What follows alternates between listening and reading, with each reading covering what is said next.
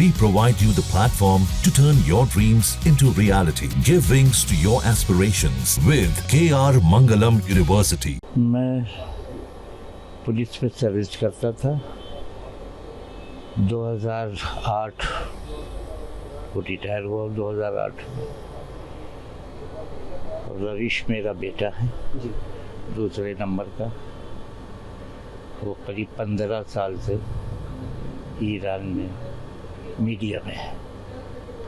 अभी ईरान में और इजराइल में एक अलग ही माहौल चल रहा है, बहुत ज़्यादा संघर्ष चल रहा है दोनों मुल्कों के बीच। आप खुद एक पुलिस अफसर रहे हैं तो आप बेहतर समझते हैं जब दो मुल्कों के बीच ऐसी जंग के हालात होते हैं क्या कुछ रहता है। और जैसे कि आपका बेटा एक जर्नलिस्ट है, कितना ज़्यादा उनके लिए टफ है, क्या कुछ उनसे बातचीत होती है, क्या आपको लग रहा है इसमें? ये तो आप देखिए, बस भरी बरसात में आप आ रहे हैं, आप कैसा महसूस कर रहे हैं? अपनी ड्यूटी पूरी कर रहे हैं, तो ये मेरे लिए भी प्राउड की बात है। मेरा बेटा अपनी ड्यूटी पूरी कर रहा है, इंसानियत के लिए काम कर रहा है, और फिर अब उस कौम के मानने वाले हैं जिसने इंसानियत का हमको सबक दिया, पूरी दुनिया को सबक दिया है। तो इंसानियत के लिए काम कर रहा है, फर्ज निभा रहा है अपना। मुझको उस बात की प्राउड है। कभी घबराहट या डर नहीं लगता? नहीं, घबराहट का तो अल्लाह का शुक्र है कि मैं कभी किसी मामले में, किसी मौके पे, लम्हे में घबराया नहीं। घबराहट नाम की कोई चीज़ नहीं, जो है अल्लाह ने दिया है उसको काटना है। उमूमन माँ बाप के दिल में हमेशा औलादों के लिए बहुत डर रहता है। बीइंग ए फादर तो बाहर तकलीफ देगी, हर बाप ये चाहता है कि बेटा सामने से रहे।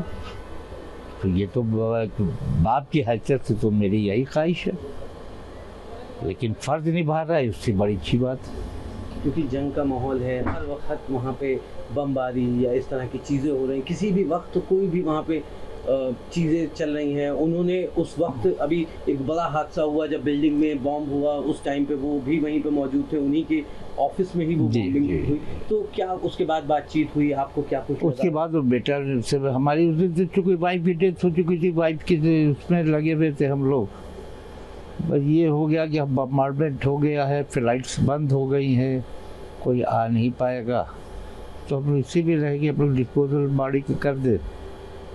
फिर शाम को उससे बात हुई तो उसने कहा डैडी ऐसी बात, हमने कहा हमको अंदाज़ा पहले ही हो गया था कि चूँकि न्यूज़ में आ ही रहा था, और तुम्हारी अब ये बताओ तुम खैरियत का? डैडी बस 20-21 मिनट पहले, सेकंड पहले हम ऑफिस से बाहर आए थे, अल्लाह को हमारी शहादत मंजूर नहीं थी।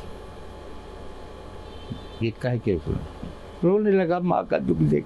उसकी भी वाइफ की डेथ हुई अभी लास्ट सितंबर में, 23 सितंबर 2024 को उसकी भी वाइफ डेथ हुई थी। उस वक्त भी वो ईरान में था। खैर वाइफ की डेड बॉडी पे आ गया था, माँ की किस्मत में नहीं, संभाल नहीं आया। तकलीफ में है, कोई सहारा देने वाला नहीं। इस अफरा तफरी के माहौल में कौन किसके दुख पे साथ देगा, ये है तकलीफ है। तो बच्चा मेरा अकेला है। और भी कोई रिलेटिव हैं आपके? नहीं, रिलेटिव अब हमारा सगा भतीजा गया हुआ है, वो कुंभ में है। और भी रिलेटिव्स है, कुंभ में रहते हैं। कुंभ और मशहद में ज़िंदगी बिल्कुल नॉर्मल है, जैसा उसने बताया। वहाँ मार्केट खुले हुए हैं, स्कूल खिले हुए हैं, एग्ज़ामिनेशन हो रहे हैं, तो वहाँ का तो कोई प्रॉब्लम नहीं है। जो कुछ है वो तेहरान में है। अच्छा, बेटे के क्योंकि वाइफ की डेथ हो गई, वो नहीं वरना वो साथ रहती थी। बच्चे कोई थे नहीं, 2 बच्चे हुए, एक्सपायर हो गए थे उसके। अभी लास्ट टाइम कब बात हुई बच्चे से आपकी? लास्ट टाइम तो अभी कल भी बात हुई है। क्या कुछ बातचीत रही, कैसा माहौल बताया? माहौल तो बता रहे ख़राब है तेहरान में। किस वक्त कहाँ बम गिर जाए, मिसाइल गिर जाए, किसी को कोई इल्म नहीं है, लेकिन हिम्मत है। वहाँ की आवाम में बता रहा है कि हिम्मत है। अब उनका इरादा ये है, जो ईरानी हैं, कि अब जंग आर पार हो जानी चाहिए। इसराइल नीच तो नाबूद हो जाए, नक्शे से नाम मिट जाए, उनकी इच्छा यही है ईरानियों की। आप क्या सोचते हैं? इससे बेहतर क्या है? इसराइल ने इतने जुल्म किए हैं, मासूम लोगों को कत्ल किया। गाज़ा में कितने हज़ारों लोग मारे गए हैं, बेगुनाह मारे गए हैं, निहत्थे लोग मारे गए हैं। इसकी सज़ा तो अल्लाह को देना चाहिए, नीच नाबूद हो जाना। आपने भी बातचीत में एक जिक्र किया, आपने कहा हमारे बच्चे ने ये बात कही कि अल्लाह को हमारी शहादत मंजूर हाँ। है। आपको क्या उस बात से तकलीफ नहीं हुई? कोई तकलीफ नहीं, मैं प्राउड महसूस करता हूँ कि बच्चे में इतना कुर्बानी का जज्बा है, नाकारा नहीं है। ये करबला का वाक़या हमारे पेश नज़र है।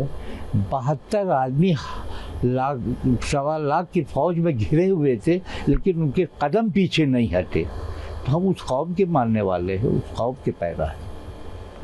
तो कोई वो नहीं है, दहशत नहीं है। और उसमें अल्लाह का शुक्र अदा करते, किसी मरहले पे हमने कोई दहशत नहीं महसूस की।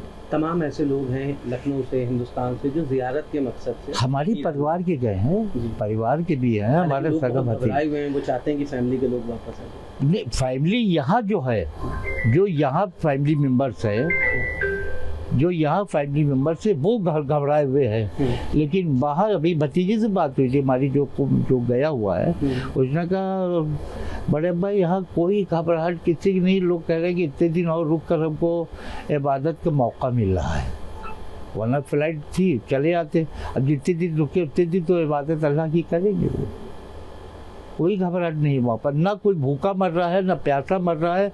ईरानी गवर्नमेंट और इंडिया गवर्नमेंट दोनों सब ख्याल रख रहे हैं। जितने भी हमारे हिंदुस्तान के बाशिंदे हैं, वो सब का उनका ख्याल रख रहे हैं, खाने पीने का, वापसी का भी इंतज़ाम कर रहे हैं। और इंशाल्लाह वो काफ़िले वाले वापस आएंगे। आपने भी बातचीत में एक जिक्र किया, आपने कहा हमारे बच्चे ने ये बात कही कि अल्लाह को हमारी शहादत मंजूर है। हाँ। आपको क्या उस बात से तकलीफ नहीं हुई? कोई तकलीफ नहीं, मैं प्राउड महसूस करता हूँ कि बच्चे में इतना कुर्बानी का जज्बा है, नाकारा नहीं है। ये करबला का वाक़या हमारे पेश नज़र है। 72 आदमी लाख 1.25 लाख की फ़ौज में घिरे हुए थे, लेकिन उनके कदम पीछे नहीं हटे। तो हम उस कौम के मानने वाले हैं, उस कौम के पैदा हैं। तो कोई वो नहीं है, दहशत नहीं है। और उसमें अल्लाह का शुक्र अदा करते, किसी मरहले पे हमने कोई दहशत नहीं महसूस की। तमाम ऐसे लोग हैं लखनऊ से, हिंदुस्तान से, जो ज़ियारत के मकसद से हमारी परिवार के गए हैं, परिवार के भी हैं, हमारे सगा भतीजे हुए हैं। वो चाहते हैं कि फैमिली के लोग वापस आ जाए। नहीं, फैमिली यहाँ जो है, जो यहाँ फैमिली मेंबर्स है, जो यहाँ फैमिली मेंबर्स है, वो घबराए हुए हैं। लेकिन बाहर अभी भतीजे से बात हुई थी हमारी, जो गया हुआ है, उसने कहा बड़े भाई यहाँ कोई घबराहट किसी की नहीं। लोग कह रहे हैं कि इतने दिन और रुक कर हमको इबादत का मौका मिल रहा है, वरना फ्लाइट थी चले आते। अब जितने दिन रुके उतने दिन तो इबादत अल्लाह की करेंगे। वो कोई घबराहट नहीं वहाँ पर, ना कोई भूखा मर रहा है, ना प्यासा मर रहा है। ईरानी गवर्नमेंट और इंडिया गवर्नमेंट दोनों सब ख्याल रख रहे हैं। जितने भी हमारे हिंदुस्तान के बाशिंदे हैं, वो सब का उनका ख्याल रख रहे हैं, खाने पीने का, वापसी का भी इंतज़ाम कर रहे हैं। और इंशाल्लाह वो काफ़िले वाले वापस आएंगे। जहाँ भक्ति है हर शब्द में, कथाओं में छिपे हैं दिव्य रहस्य, और ज्योतिष देता है जीवन को दिशा। धर्म से जुड़ी हर बातों को जानने के लिए हमारे चैनल स्तुति को सब्सक्राइब करें। चैनल पर जाने के लिए इस लिंक पर क्लिक करें।